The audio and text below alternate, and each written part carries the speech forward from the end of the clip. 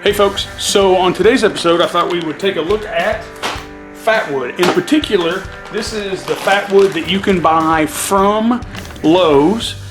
It is 4 pounds of Fatwood and it's going to run you right around $9. So you can find it on sale sometimes. Sometimes it could be as much as 12 bucks, but 4 pounds of Fatwood should last you quite a bit. So obviously I love Fatwood just like everybody else who's into fire making.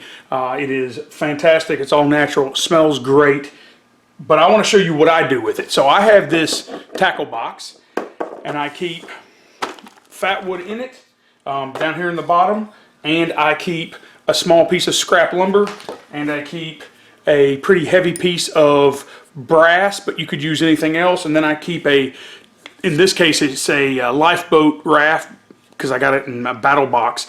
I don't have any lifeboats. I'm not going to be on a lifeboat, but what it does do is it really batons wood really well. So let me show you what I do with my Fatwood here. So obviously I open it up, I get it all down in there, and of course obviously if you don't know what Fatwood is, look at all that fantastic resin that's in there. So what I do with my Fatwood is you can just use it just like this, right? You can toss it in your bag and go. Keep it for your fire pit at the house, or your fireplace at the house, or your barbecue. It works really well for all those. But it's a little big, right? It's a little bulky. So all I do is I take a knife and I baton just like you would if you were out in the woods trying to make tinder, right? So, and the reason that I baton it down into really thin strips is because you can catch it on fire super easy.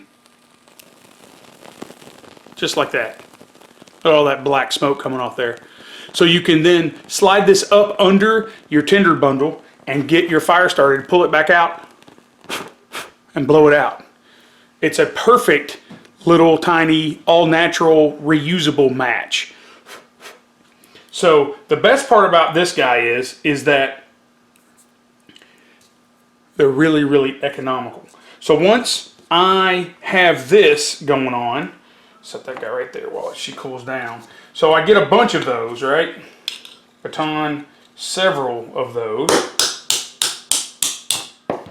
And what you end up with is these really thin sticks, right? So one piece will make like 4 of these, right? Or more, depends on the size, right? So like this dude will give you more, obviously. Gosh, I just love the smell of this stuff. All right, so you get a bunch of these, right? And then what I do is I take them, and you can snap them by hand, but I typically don't. So I just kind of score them on both sides, and then they snap just like that, clean, easy, right? And I keep doing that until I get a nice handful. You could obviously use some type of power tool if you wanted. I just like making kits, so I build a kit for everything.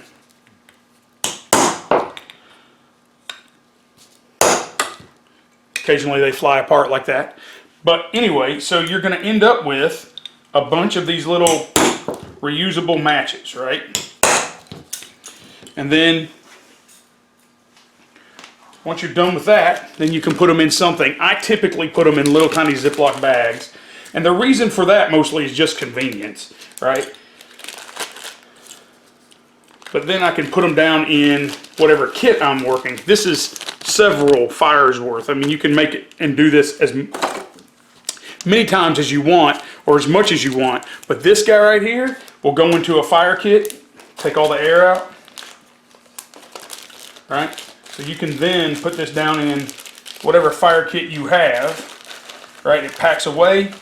It's convenient, it's there, you can take it out. You should be able to get multiple fires out of each one of these, and you're good to go, right? It's just that simple. There's no fuss, no muss. It's all natural. It's literally all compact, it's ready to go. And you don't have to do it when you're out in the field. So like anything in life, preparation is key. So if you prep this stuff at the house, then you're not doing that when you're out in the wild. Now you have some time out there, but frankly, you might really need it fast, right? You might be hypothermic, you might be super cold, you might be super hungry, and having everything prepped, compact, ready to go means that you're not really wasting time out there, that you can just literally get your fire going for whatever, for warmth, for protection, for food, however you want to do it. So if you guys get a chance, I would make my way to Lowe's. I would buy a couple of these.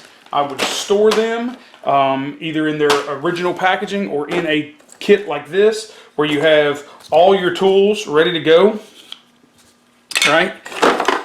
You have everything ready to go in just a little box, and you can process your Fatwood. I even label mine. Where's it at? Right there. I label everything. So there it is. It's all ready to go, and you just have it. And then when you need a bunch, like when you're prepping for a camping trip or a Boy Scout outing or a 4-H outing or whatever, you just have your kit and you're ready to go. I know it seems really simple, seems like a no-brainer, but frankly, you'd be surprised the number of people who try to get that lit.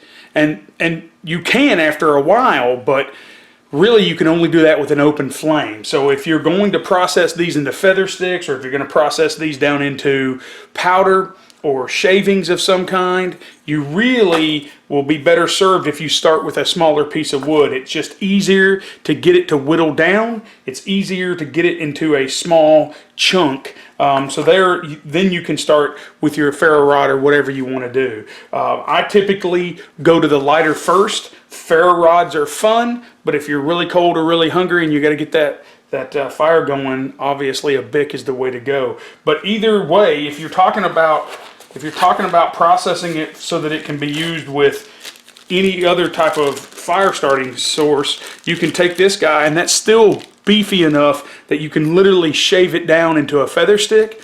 You can shave it down into, you know, into shavings, or grind on it to get little fine material off of it. However you want to do it, and that will help you. Again, it's just that much more process so that you don't have to do it. The other reason that you might want to make little matchstick sizes out of that is that this, if you light it and you shove it in your fire and you forget about it, you've lost this entire piece of fat wood, which is probably overkill, right? You probably don't need to start and waste all of this resource with one fire. But here, if you happen to do that, right, if you light this piece right here and you shove it under there, you've only lost a splinter, right? Versus this guy, right? So you're just preserving your resources, all that much more. So just a fast little fire video for our series on fire making, on what I do with Fatwood and how I run my Fatwood kits and what I do with them to get them ready for field use. So hope you like these type of videos. If you do, please like, comment, share, subscribe if you haven't. Be safe and be good.